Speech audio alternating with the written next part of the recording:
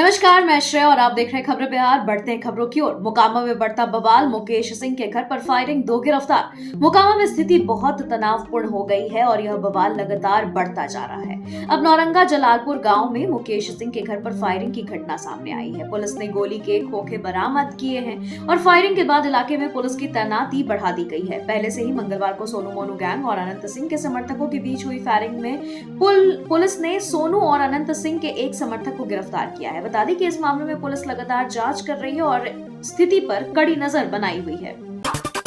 अत्यंत पिछड़ी जातियों के लिए बीजेपी की नई रणनीति, 9 मार्च को हुंकार सम्मेलन। विधानसभा चुनाव नजदीक आते ही बीजेपी ने अत्यंत पिछड़ी जातियों के विकास के लिए नई रणनीति बनाई है। सांसद डॉक्टर भीम सिंह ने ईबीसी लीडर्स कॉन्फ्रेंस का आयोजन कर अत्यंत पिछड़ी जातियों के शैक्षिक, सामाजिक और राजनीतिक उत्थान की आवश्यकता पर जोर दिया। उन्होंने कहा कि इन जातियों को उतना लाभ नहीं मिला जितना मिलना चाहिए था। डॉक्टर भीम सिंह ने 9 मार्च को अत्यंत पिछड़ा वर्ग हुंकार सम्मेलन का ऐलान किया, जिसमें जातियों के अधिकारों की मांग को मजबूती से उठाया जाएगा। यह सम्मेलन अत्यंत पिछड़ी जातियों को एकजुट करने की दिशा में अहम कदम साबित होगा। नित्यानंद राय का महागठबंधन पर बड़ा हमला, सरकार बनी तो छठ पूजा भी बंद करवा देंगे। भाजपा के संविधान गौरव अभियान के तहत कार्यक्रम को संबोधित करते हुए केंद्रीय गृह राज्य मंत्री नित्यानंद राय ने महागठबंधन पर जमकर निशाना साधा। उन्होंने कहा कि यदि बिहार में महागठबंधन की सरकार बनी तो वे छठ पूजा भी बंद करवा देंगे और अंतिम संस्कार में राम नाम सत्य ही बोलने से भी रोक देंगे। उन्होंने कांग्रेस और राजद के तुष्टीकरण पर राजनीति का दोष ठहराते हुए और आरोप लगाया कि ये लोग भारत की सभ्यता और संस्कृति पर हमला कर रहे हैं। साथ ही उन्होंने पीएम मोदी के नेतृत्व में किए गए संविधान और सामाजिक सुधारों का समर्थन किया और दावा किया कि 2025 में भाजपा बिहार में जीत दर्ज करेगी। मोकामा फायरिंग मामले में सोनू और रोशन गिरफ्तार, अनंत सिंह पर भी होगी कार्रवाई। मोकामा के नौरंगा जलालपुर गांव में पूर्व विधायक अनंत सिंह और सोनू मोनू गिरोह के बीच हुई गोलीबारी के मामले में पुलिस ने 2 आरोपियों को गिरफ्तार कर लिया। सोनू सिंह को शुक्रवार सुबह गिरफ्तार किया गया, वहीं अनंत सिंह के समर्थन रोशन की भी गिरफ्तारी हुई है। पुलिस ने बाढ़ थाना में दोनों को पेश किया है। इस घटना के बाद पुलिस अनंत सिंह के खिलाफ भी कार्रवाई की योजना बना रही है।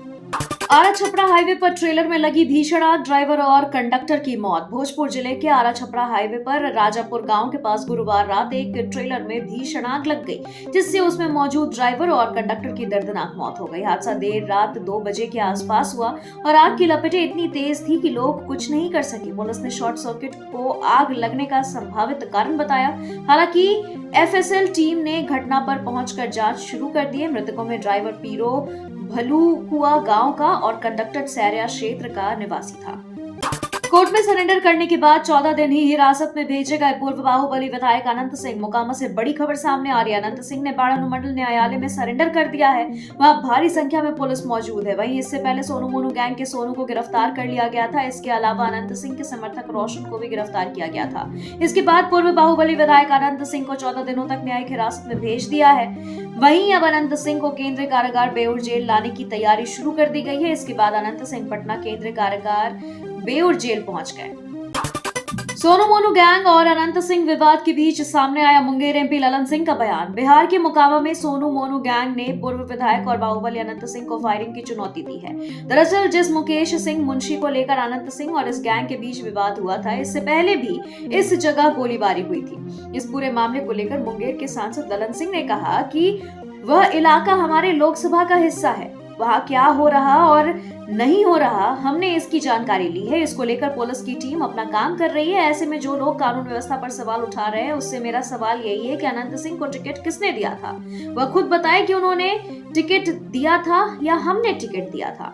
इतना ही नहीं, उनकी पत्नी को किसने टिकट दिया, इसके लिए उनको बोलना कोई हक नहीं है। पीएम मोदी का फरवरी में बिहार दौरा, 24 को आएंगे भागलपुर। प्रधानमंत्री नरेंद्र मोदी का अगले महीने यानी फरवरी 2025 में बिहार दौरा होने वाला है। आगामी 24 फरवरी को पीएम भागलपुर आएंगे। इस दौरान वे किसानों से संबंधित विभिन्न योजनाओं के साथ ही कई और सौगात बिहार वासियों को देने वाले हैं। बता दें कि केंद्र सरकार की कई परियोजनाओं की शुरुआत भी कर सकते हैं वो। वहीं बिहार के डिप्टी सीएम सम्राट चौधरी ने गुरुवार शाम को इस संबंध में पूछे जाने पर पीएम नरेंद्र मोदी के 24 फरवरी को भागलपुर आने की संभावना जताई। उन्होंने प्रधानमंत्री के आगमन को लेकर भागलपुर में तैयारियां शुरू करने की भी बात बताई। पूर्व सांसद सूरजभान सिंह ने रावण से कर दी अनंत सिंह की तुलना। बाढ़ में दो पक्षों के बीच हुए गोलीकांड में मोकामा के पूर्व विधायक अनंत सिंह ने शुक्रवार को कोर्ट में सरेंडर कर दिया, जहां से कोर्ट ने उन्हें 14 दिन की न्यायिक हिरासत में बेऊर जेल भेज दिया है। इस मामले को लेकर बिहार में खूब सियासत भी हो रही है। इस बीच पूरे मामले पर पूर्व सांसद सूरजभान सिंह का रिएक्शन सामने आया है। सूरजभान सिंह ने अनंत सिंह की तुलना रावण से की है। सूरजभान सिंह ने अनंत सिंह की तुलना रावण से करते हुए ये भी कहा कि यह पृथ्वी लोक है और यहाँ रावण से भी ताकतवर कोई नहीं हुआ था, लेकिन उसका भी अनंत हो गया। बिहार सरकार का अकाउंट हुआ फ्री। सीएम से लेकर मंत्री और कर्मचारी तक का वेतन फंसा। सीएम से लेकर मंत्री, विधायक और करीब 8 लाख कर्मचारियों की सैलरी रुकी हुई है। पिछले कई दिनों से सभी को किसी भी तरह का भुगतान नहीं हो रहा है। दरअसल बिहार सरकार का अकाउंट ही फ्रीज हो गया है। किसी भी तरह का लेन देन फिलहाल रुका हुआ है। माननीयों का तो लंबा बिल फंसा हुआ है, लेकिन टेक्नोलॉजी का जमाना है तो कुछ भी हो सकता है। यह पहली दफा नहीं है जो ऐसे सबके बिल फंस गए हैं। एक बार और ऐसी ही स्थिति उत्पन्न हुई थी। उस समय सब कुछ सामान्य होने में करीब 3 महीने लगे थे। आपको बता दें कि हर महीने बिहार सरकार तकरीबन 6,000 करोड़ रुपए सैलरी के रूप में ट्रांसफर करती है। सस्पेंड डीईओ रजनीकांत की पत्नी भी धन कुबेर। बीवी के घर मिले कैश गिनने के लिए मशीन लाना पड़ा। आय से अधिक संपत्ति के मामले में पश्चिम चंपारण के डीईओ रजनीकांत प्रवीण की पत्नी सुषमा कुमारी के मधुबनी के सकरी स्थित घर पर गुरुवार सुबह निगरानी की टीम ने छापेमारी की। सीमा गांव स्थित किराए के इस घर में सुषमा के स्कूल के शिक्षक रहते थे। सुषमा का भी यहां आना जाना था। कहा जा रहा है कि टीम को यहां से भारी मात्रा में नकदी के अलावा निवेश से जुड़े अहम दस्तावेज मिले हैं। टीम ने मशीन की मदद से नोटों की गिनती की। भ्रष्ट डीईओ के कैश लोक पर सियासत। कांग्रेस की मांग, नीतीश कुमार सभी डीईओ की संपत्ति जांच कराए। बिहार के पश्चिम चंपारण के भ्रष्ट जिला शिक्षा पदाधिकारी रजनीकांत प्रवीण के ठिकानों पर स्पेशल विजिलेंस यूनिट की छापेमारी में लगभग 2.5 करोड़ नगद बरामद किए गए और बड़ी संख्या में जमीन, निवेश और अन्य प्रकार की प्रॉपर्टी के कागजात मिले। इस पर अब राजनीति शुरू हो गई है। कांग्रेस पार्टी इस मामले पर नीतीश सरकार को घेरने की कवायद कर रही है। पार्टी के भागलपुर विधायक अजीत शर्मा ने कहा कि राज्य के सभी डीईओ की संपत्ति की जांच होनी चाहिए। सबके घर में ऐसा ही कैश फ्लो मिलेगा। मोकामा कांड पर भड़की मीसा भारती। नीतीश सरकार पर किया हमला। मोकामा गोलीकांड को लेकर बिहार के नीतीश सरकार विपक्ष के निशाने पर आ गई है। राजद सांसद मीसा भारती ने बिहार की कानून व्यवस्था को लेकर सवाल खड़ा किया। पटना में मीडिया से बात करते हुए उन्होंने कहा कि बिहार में कानून व्यवस्था बद से बदतर होती जा रही है। 60 से 70 राउंड गोलियां चली है। सरकार को जांच करना चाहिए। सच्चाई जनता के सामने आने चाहिए। सीएम नीतीश की प्रगति यात्रा का चौथा चरण इस दिन से होगा शुरू। मुख्यमंत्री नीतीश कुमार की प्रगति यात्रा का चौथा चरण शुक्रवार से शुरू होने जा रहा है, जिसमें वह राज्य के विभिन्न जिलों में पहुंचकर न केवल विकास कार्यों का निरीक्षण करेंगे बल्कि जनता से सीधे संवाद भी करेंगे। मुख्यमंत्री नीतीश कुमार की प्रगति यात्रा का चौथा चरण 1 फरवरी से शुरू हो रहा है, जिसमें वह बिहार के विभिन्न जिलों में जाएंगे। यह यात्रा बिहार के विकास की दिशा में एक महत्वपूर्ण कदम साबित हो सकती है। इस यात्रा के दौरान मुख्यमंत्री हर जिले में सरकारी योजनाओं और विकास कार्यों पर विशेष ध्यान देंगे और जनता की समस्याओं का समाधान करने का प्रयास करेंगे। बिहार में चुनावी खर्च में भारी वृद्धि। 5 सालों में 25% बढ़ गया खर्च। देश में चुनाव खर्च में लगातार बढ़ोतरी दर्ज की जा रही है। चुनाव खर्चीला होते जा रहा है। लोकसभा चुनाव 2019 में जहां 579 करोड़ 42 लाख रुपए खर्च हुए थे, वहीं अगर बात 2024 में करें तो यह बढ़कर 824 करोड़ हो गया है, यानी 5 सालों में 245 करोड़ की वृद्धि हुई। बिहार निर्वाचन आयोग की तरफ से बताया गया कि 2019 में लोकसभा चुनाव में 579 करोड़ रुपए खर्च हुए थे। इस तरह से 40 लोकसभा क्षेत्र के अंतर्गत 243 विधानसभा क्षेत्र का औसत व्यय 2 करोड़ 25 लाख था। चुनाव आयोग की तरफ से बताया गया कि चुनाव में वृद्धि की वजह से मतदान कर्मियों का मानदेय 30 से 40% बढ़ाया गया है। वाहनों के मुआवजों में भी 20 से 25 या 40% तक वृद्धि दर्ज की गई है। बीजेपी के पूर्व सांसद आर.के. सिन्हा की तबीयत बिगड़ी। दिल्ली के मैक्स अस्पताल में हुए भर्ती। बीजेपी के वरिष्ठ नेता और पूर्व राज्यसभा सांसद आर.के. सिन्हा की हालत गंभीर हो गई है। ब्रेन स्ट्रोक के चलते उन्हें दिल्ली के मैक्स अस्पताल के आईसीयू में भर्ती कराया गया है। डॉक्टरों की टीम उनकी सेहत पर नजर रखते हुए उनकी हालात को लेकर समर्थकों और शुभचिंतकों के बीच भी बता रही है और अभी सभी लोगों के बीच चिंता का माहौल कायम है। गलत करने वाले बचेंगे नहीं, अनंत सिंह मामले पर डिप्टी सीएम ने दी सख्त चेतावनी। बिहार के पटना जिले के मोकामा इलाके में बुधवार और शुक्रवार को हुई फायरिंग के बाद विपक्ष जहां कानून व्यवस्था को लेकर सवाल उठा रहा, वहीं सत्ता पक्ष बचाव में उतर आया है।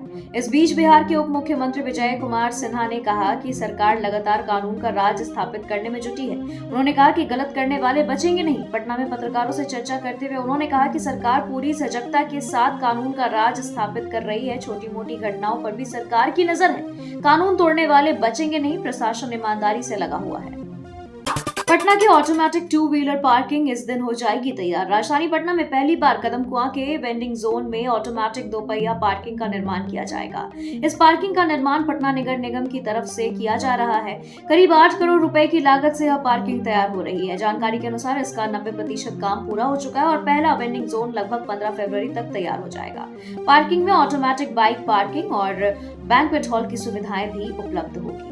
रिवर फ्रंट बनाने से पहले होगा मुजफ्फरपुर के अधिकारियों का टूर। शहर में रिवर फ्रंट बनाने से पहले मुजफ्फरपुर नगर निगम के अधिकारियों का टूर होगा।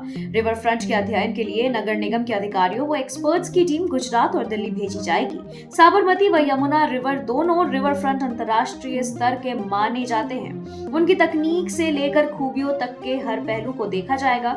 फिर उसके आधार पर मुजफ्फरपुर रिवर फ्रंट का डिजाइन बनाया जाएगा। रिवर फ्रंट के निर्माण कार्य पर 735 करोड़ रुपए खर्च होंगे।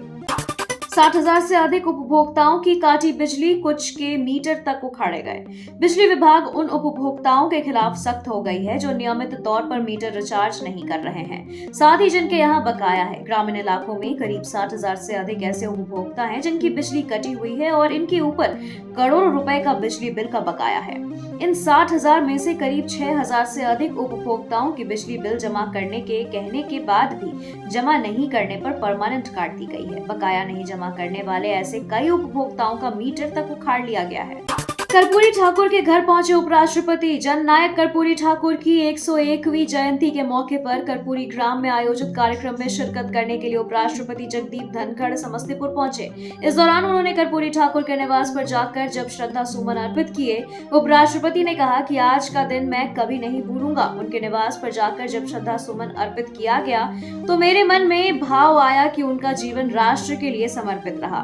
उनकी जन्मभूमि भले यहाँ है लेकिन कर्मभूमि पूरा राष्ट्र है। उन्होंने कहा कि नश्वर शरीर विदा होने के 36 वर्ष बाद उन्हें और चौधरी चरण सिंह को भारत रत्न दिया गया। उसे पूरे ग्रामीण क्षेत्र में खुशी की लहर दौड़ गई। राज्यसभा में जब यह घोषणा हुई तो मुझे लगा कि यह पहले क्यों नहीं हुआ। सिमरिया धाम में विदेशी सैलानी मंत्रमुग्ध। क्षेत्र भ्रमण के दौरान हुए आस्थापूर्ण अनुभव से प्रभावित। आदि कुंभ स्थली सिमरिया धाम अब न केवल मिथिला वासियों बल्कि विदेशी सैलानियों के लिए भी एक प्रमुख आस्था केंद्र बन चुका है। हाल ही में 19 विदेशी सैलानियों का एक समूह सिमरिया धाम पहुंचा और वहां के धार्मिक और सांस्कृतिक महत्व से परिचित हुआ। इस समूह में England, Australia, America, Switzerland, Netherland और जर्मनी के पर्यटक शामिल थे। सैलानियों का सर्वमंगला आश्रम में सम्मानित किया गया और गाइड की मदद से उन्हें सिमरिया घाट के आध्यात्मिक इतिहास के बारे में जानकारी दी गई। पर्यटकों ने गंगा दर्शन और पूजा के साथ ही प्रसाद, चंदन और गंगा की मिट्टी भी अपने साथ ली। सैलानियों ने सिमरिया धाम को इंडिया का एक अद्भुत स्थान कहा और भविष्य में परिवार के साथ वापस आने का वादा किया। अनंत सिंह ने काटा है 17 लोगों का गला। गोलीकांड के आरोपी सोनू का चौंकाने वाला दावा। मोकामा में बुधवार को जब से गोली चली है तब से लगातार नए खुलासे हो रहे हैं। इसी कड़ी में सोनू मोनू गैंग के मुखिया और गोलीकांड के आरोपी सोनू ने बात करते हुए पूर्व विधायक अनंत सिंह को लेकर चौंकाने वाला दावा किया है। बता दें कि सोनू ने प्रभात खबर की टीम से बात करते हुए कहा कि अनंत सिंह का पुराना आपराधिक रिकॉर्ड रहा है। उन्होंने लदमा और नौरंगा समेत कई इलाकों के लोगों की जमीन पर अवैध कब्जा किया है। बाढ़, पटना और दिल्ली समेत कई जगहों पर उन्होंने गरीबों की जमीन पर नाजायज तरीके से कब्जा किया। इतना ही नहीं, उन्होंने अपने ही गांव के करीब 17 लोगों का गला काटा है। बिहार के झारखंड से 2000 सीनियर अधिकारियों की लिस्ट तैयार। पटना आयकर विभाग की इन्वेस्टिगेशन विंग ने भी हर ट्रेड के टैक्स चोरी की मैपिंग की है। इस ऐसे प्रकार के कर चोरों की मैपिंग की है।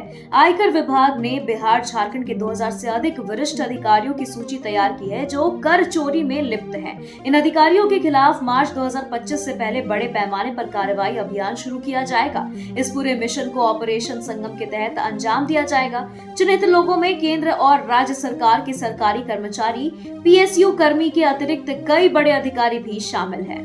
बैंकिंग फ्रॉड से बचने के लिए एमआरजेडी कॉलेज में जागरूकता कार्यक्रम।